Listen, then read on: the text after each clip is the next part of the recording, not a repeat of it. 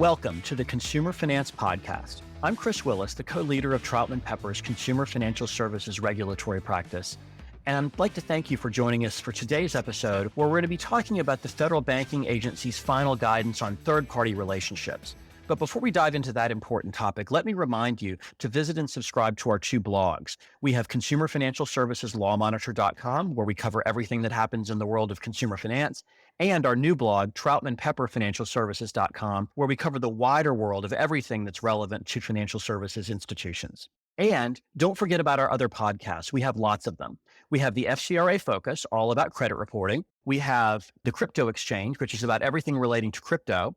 We have our privacy and data security podcast, Unauthorized Access, and our newest podcast, Payments Pros, which is all about the payments industry. Those are all available on all popular podcast platforms. And speaking of those platforms, if you like this podcast, let us know. Leave us a review on your podcast platform of choice and let us know how we're doing. So as I said, today we're going to be talking about the final interagency guidance put out by the Federal Reserve, the FDIC, and the OCC on third-party relationships, which is an incredibly important piece of guidance because of the prevalence of those relationships in banking and consumer financial products and services. And I'm joined today to talk about this with my longtime partner, Glen Trudel. Glen is a member of our firm that does lots of bank regulatory and bank transactional work, and he's in the middle of a lot of the kind of relationships that are impacted by this guidance. So we're lucky to have him with us today. And Glen, thanks for being on the podcast. Oh, sure. Glad to be here, Chris. It's not like this is the first time the federal banking agencies have said anything about third-party relationships. It's been a topic that they've made statements and given guidance on before. What do you think the agency's goals were in putting out this new joint interagency guidance? Chris, as you know, back in July of 2021, the agencies you just mentioned published their proposed interagency guidance and included as an appendix to it the FAQs that originally the OCC had put out in 2020 in the supplement of their 2013 third-party risk management guidance. The interagency proposed guidance set up a framework based on certain sound risk management principles for banking organizations to consider in establishing the risk management practices for all stages in the life cycle of third-party relationships. So after almost 2 years, this final guidance is out, and it's really intended to provide a consistent approach among the Fed, the FDIC, and the OCC respectively, and to add clarity on the matter of establishing and operating appropriate third-party risk management practices. To that end, and more specifically, the first thing that the final guidance does is rescind a lot of the existing regulatory guidance on these topics that you mentioned, such as the Fed's SR Letter 1319, the FDIC's Financial Institution Letter 44-2008, the Venerable OCC Bulletin 2013-29, and those FAQs that I mentioned found in OCC Bulletin 2020-10, which are the frequently asked questions to supplement their 2013 bulletin. However, I should note that while the OCC's FAQs were not accepted in total in this final guidance, elements of certain specifically identified FAQs were incorporated into the final guidance itself. So some of the FAQs have been, if you will, resurrected.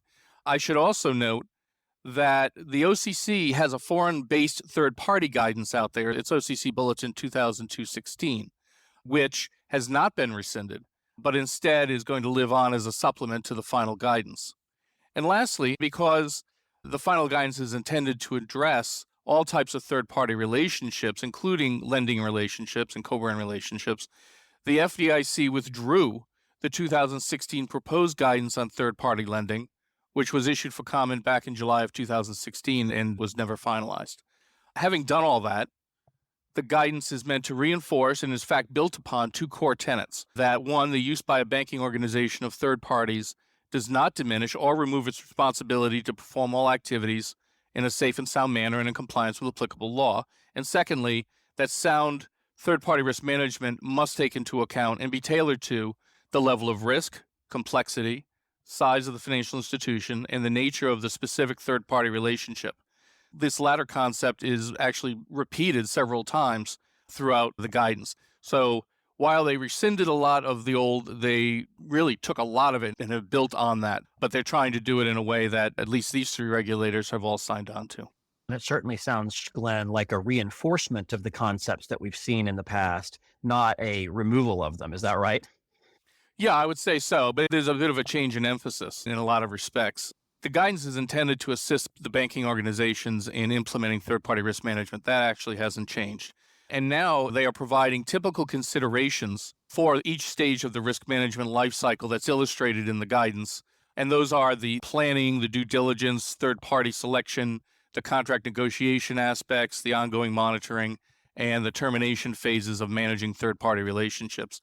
So as part of this guidance, they have typical considerations. And again, heavily borrowed from things before, but a lot of tweaking and taking a less prescriptive approach. But some of the lists that are provided under each of these sections, for example, contract negotiation or selection, can be quite comprehensive. They cover a lot of different areas. Now, one of the things that comes out of this guidance is that it now expressly includes third-party relationships with fintech companies. That had been a question, and in part of the comment letters that they got and considered over the almost 2 years they took to come out with the final was on, does it apply to fintech, to what extent, et cetera. Well, at least they got the does it apply. And because now it expressly includes fintech companies within the scope of this, it really applies to all business relationships. In addition, the concept of critical activities, which again was something out of the OCC guidance from 2013 and before, has been further refined and discussed. The agencies revised their concept of critical activity somewhat. It's ostensibly to improve clarity and emphasize flexibility. For instance, the revised guidance reads less like a hard and fast definition and more like a description of typical characteristics of a critical activity. And it eliminates imprecise concepts like significant investment and significant bank function, and it focuses more on an illustrative risk-based characteristics, such as activities that could cause a significant risk to the banking organization if a third party fails to meet expectations, or that have significant impacts on customers or the banking organization's financial condition or operation.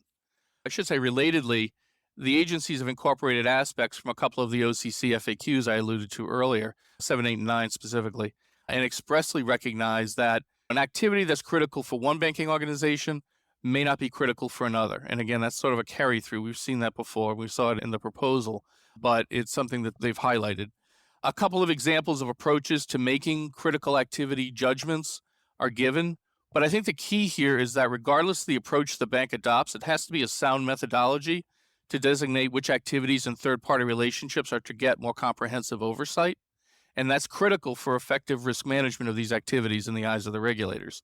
The changes they've made seem geared to reflect the concept that the determination of what is a critical activity is up to the banking organization to determine, as opposed to trying to look at an activity and fit it within a hard definition that the regulator provided. That's one notable aspect of the final guidance.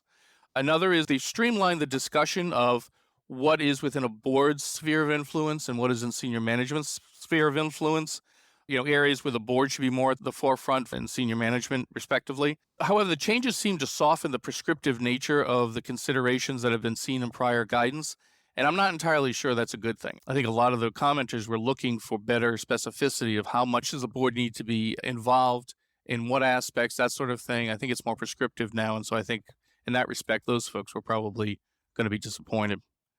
Finally, the guidance contemplates that the agencies are going to engage with community banks and provide additional resources in the, quote, near but undetermined future to assist the community banks in their efforts to manage third-party risks. The guidance doesn't provide much by way of specifics in delineating how these provisions are going to work for smaller institutions. And in fact, that failure to afford such resources, as part of the publication of the final guidance, was publicly criticized by the Fed Governor Michelle Brown, who published a statement declining to support the guidance, and also opined that the community banks were going to find this new guidance very challenging to implement. That's all really interesting, Glenn. And let me go back to one of the things that you mentioned near the beginning there, which is the discussion that it definitely applies to fintechs. That seemed kind of obvious from our standpoint already. Like we weren't laboring under a misimpression on that one. But it is a little coincidental for that affirmation that the third-party principles apply to fintech lending relationships. And you've just had a significant consent order related to that same topic from the FDIC. Do you feel like there's going to be more pressure on those fintech relationships from the federal banking regulators? Are those both indicators of that kind of environment, or is it just a coincidence? I don't know that they were intended to be put out together to provide force to each other. But I do think that it is certainly indicative that the regulators have gotten the message that we need to look at these more because we're seeing a greater proliferation in these various bank slash fintech company relationships, everything from the bank models to banking as a service to the new technologies that are being put out by these entities, which are being picked up by the banks as a way to leapfrog into the market in market technology, that sort of thing. So I think it's fair to say the regulators are seeing that this is becoming a bigger and bigger thing and they need to be doing more in terms of focus. And I'll be talking a little bit about part of the changes here where there's a discussion about typical examiner activities that should be ongoing in connection with this area. And, one of the things that is mentioned there now that wasn't in the proposed guidance at all was this concept of transaction testing and reviewing results of transaction testing. That might be indicative, and the other aspect being reasserting the idea that if circumstances warrant, going and examining the third-party vendors themselves. And so I think all of those things, having been in this final guidance and the consent order and that sort of thing, I think it points to an environment where examiners are going to be more focused on these and looking at them a little bit harder, and then particularly if they don't have a lot of confidence in the overall risk management structure of the institution that's under examination. And that's an interesting point, Glenn, because one of the things that we've seen on the consumer side with the CFPB is an emphasis on conducting direct examinations of service providers for entities that the Bureau has supervisory jurisdiction over.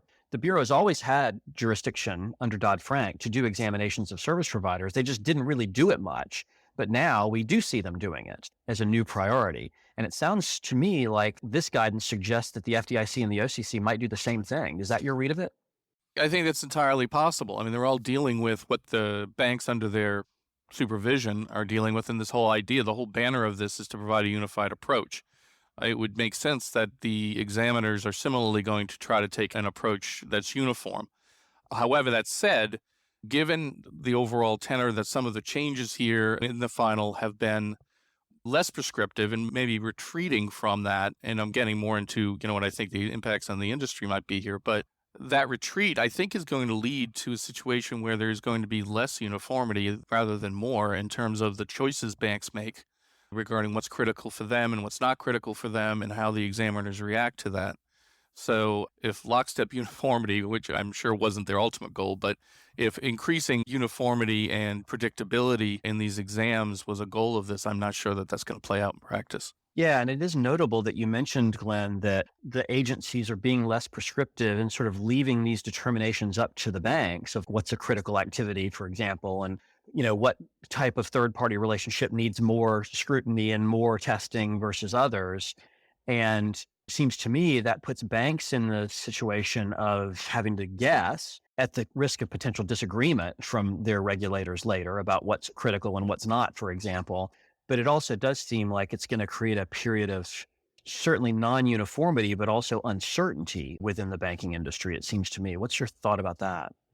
Yeah, no, I agree. I mean, I think as a result of this, banks are going to have to look at all of their vendor management processes under the lens of this final guidance. The exercise being, do the decisions that I, the bank, have made regarding these various activities still fit within what we're being told we should be looking at or what the considerations are? Does it rise to a critical activity, for example, and that sort of thing? And so there's going to be some second guessing going on internally, and I think it's going to take some time and some examinations on an examiner to bank level, on an individual level, for that individual bank to reestablish an equilibrium as to whether what they're doing jives with the approach that the guidance wants them to take and that they're making the right decisions. But, I don't think all is lost for the financial institutions. I think, as they go through this process, if they document the bases for the decisions that they're making, I think then they have the documentary basis to be able to, when the regulator comes to town and says, okay, why did you do this? They'll have documentation for the why, and presuming they acted in a rational fashion, it'll be more of an adjustment as opposed to a wholesale, you did this completely wrong and now I'm coming after you. Yeah, and I think what I'm hearing and reacting to what you're saying, Glenn, is it's important for banks to go through the exercise of looking at third-party relationships, figuring out what level of risk they are, and figuring out what amount of oversight is appropriate for each one, and then executing it. But even though the regulator may ultimately disagree with respect to how a particular third party could be handled, my own thinking, and I think this is what you might be saying, is if you have kind of a near miss by the bank, but they're doing something and in good faith trying to follow the guidance, the likelihood of severe repercussions is probably not that high. What do you think? That's exactly what I was saying. Yeah, I think if challenged on a particular choice or a particular way that they structured their decision making, the banks, if they've got a documentary basis to show what their process was, and again, assuming that they acted in a rational way, then I think the regulators should, and I think probably would, take a more conciliatory or more of a counseling role in saying, okay, well, this is good, but it's not what we're looking for. Here's why, and fix that. A financial institution who ignores all of this, I think, is taking a risk because the regulators will be coming in fresh from a bunch of exams at a bunch of financial institutions that have looked at this and say, okay, well, where's your analysis? What did you do? And if the answer is what analysis, then I think the financial institution's got something to worry about. I think you're right on there, Glenn. And so the takeaway for banks is look at where you are in third-party relationships, make sure you've analyzed them, documented your steps, and you've got a thought out defensible position with respect to each significant third party that you're doing business with. That seems to me to be the important takeaway from the final interagency guidance. That's right. And having that sound basis for structure for assessing critical activity risk, but really risk at all the different levels, and being able to demonstrate how they have dealt with each of those areas in the life cycle that I was referring to earlier, that 5-pronged circle, using that as a basis and being able to point to it and be able to demonstrate what they've done. And then they're showing a good faith compliance, to your point, Chris. Yeah, thanks a lot, Glenn. And your comments have been really helpful and really educational to me, and I'm sure to the audience as well today. So thank you for being on the podcast. And of course, thanks for our audience for tuning in as well. Don't forget to visit and subscribe to our blogs, Consumer Financial Services, LawMonitor.com, and TroutmanPepperFinancialServices.com. That latter blog, the new one, is the one where content like this lives. Stuff that's not strictly consumer, but that still affects financial institutions, like the bank regulatory matter that Glenn and I were talking about today. So be sure to check it out. And while you're at it, don't forget to check out our new mobile app, the Troutman Pepper Financial Services mobile app, which is a great way to get all of our thought leadership content, including all of our podcasts, both of our blogs, alerts, all of those kinds of things. And while you're at it, why don't you come on and visit us at Troutman.com and add yourself to our Consumer Financial Services email list. That way you can get copies of the alerts that we send out, as well as invitations to our industry-only webinars on topics of interest. And of course, stay tuned for a great new episode of this podcast every Thursday afternoon. Thank you all for listening. Copyright Troutman Pepper Hamilton Sanders, LLP. These recorded materials are designed for educational purposes only. This podcast is not legal advice and does not create an attorney-client relationship. The views and opinions expressed in this podcast are solely those of the individual participants. Troutman Pepper does not make any representations or warranties, express or implied, regarding the contents of this podcast. Information on previous case results does not guarantee a similar future result. Users of this podcast may save and use the podcast only for personal or other non-commercial educational purposes. No other use, including, without limitation, reproduction, retransmission, or editing of this podcast may be made without the prior written permission of Troutman Pepper. If you have any questions, please contact us at troutman.com.